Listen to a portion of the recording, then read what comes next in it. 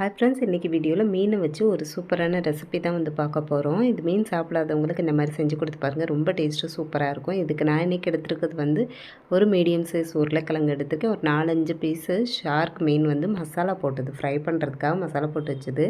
பொண்ணு வந்து சாப்பிட மாட்டேன்ட்டா ஃப்ரையை, அதனால் வந்துட்டு சரி இந்த மாதிரி செஞ்சிடலாம் அப்படின்ட்டு தான் அதையே வந்து வேக வச்சுக்க போகிறேன். மீன் வேக வைக்கும்போது எப்போவும் டைரெக்டாக தண்ணியில் சேர்த்து வேக வைக்காதீங்க. அதோடய சத்துக்கள்லாம் வந்து அப்படியே தண்ணியிலே போயிடும். அதனால் இந்த மாதிரி தனியாக வச்சு வேக வச்சு எடுத்துக்கோங்க. இது ரெண்டுமே நல்லா ஆறுனதுக்கப்புறமா இப்படி இந்த மாதிரி மசிச்சு எடுத்துக்கலாம் நல்லா. நீங்கள் இதே மாதிரி முள் இருக்கிற மீனில் கூட எடுத்துக்கலாம். இந்த மீனில் வந்து சுத்தமாக முள்ளே இருக்காது. இந்த நடுவில் இருக்க ஒரே ஒரு பீஸ் முள் தான் இருக்கும். டேஸ்ட்டும் ரொம்ப நல்லாயிருக்கும்.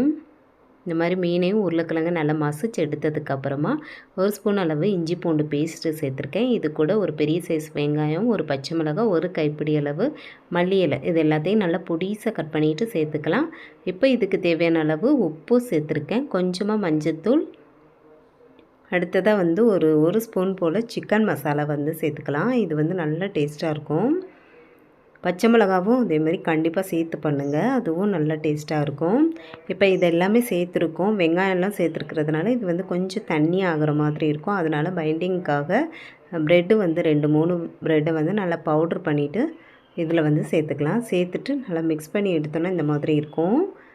இப்போ வந்து இதை கட்லட் மாதிரி ரெடி பண்ணி எடுத்துக்கலாம்.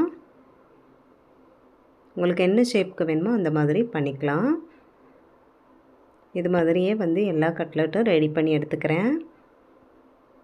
நீங்கள் இந்த மாதிரி செஞ்சு ஃப்ரிட்ஜில் கூட வச்சுக்கலாம். ஃப்ரீசரில் வச்சுட்டு சாப்பிட்ற நேரம் சூடாக வந்து ஃப்ரை பண்ணி கொடுக்கலாம். இப்போ இன்னொரு பிளேட்டில் வந்து கொஞ்சமாக வந்து ரவா எடுத்துருக்கேன். ரவைக்கு பதிலாக நீங்கள் பிரெட் கிரம்ஸ் இருந்தால் கூட சேர்த்துக்கலாம். இப்போ இன்னொரு பவுலில் ஒரு முட்டை உடச்சி ஊற்றிக்கலாம். அந்த முட்டையோட ஸ்மெல்லு வராமல் இருக்கிறதுக்காக கொஞ்சமாக மஞ்சத்தூள் சேர்த்துக்கிறேன். கொஞ்சம் இதுக்கு தேவையான உப்பு சேர்த்து முட்டையை வந்து நல்லா அடித்து எடுத்துக்கலாம். இப்போ எல்லாமே ரெடியாக இருக்குது. ரெடி பண்ணி வச்சுருக்க கட்லெட்டை வந்து இந்த முட்டையில் முக்கிட்டு ரவாவில் பரட்டி ஃப்ரை பண்ணி எடுக்க வேண்டியது தான். டைரெக்டாக நிறைய எண்ணெய் சேர்த்து கூட ஃப்ரை பண்ணிக்கலாம். நான் வந்து தோசைக்கல்லில் கொஞ்சமாக எண்ணெய் சேர்த்துட்டு ஃப்ரை பண்ணி எடுக்க போகிறேன். டேஸ்ட் ரொம்ப சூப்பராக இருக்கும். இந்த ஷார்க் மீன் வந்து உடம்புக்கு ரொம்ப நல்லது.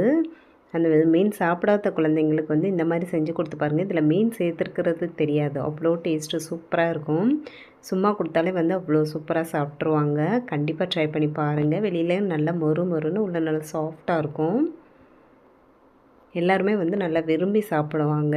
இனிமேல் மீன் வாங்கினீங்கன்னா இந்த மாதிரி ட்ரை பண்ணி பாருங்கள். இப்போ சூப்பரான மீன் கட்லட் ரெடி.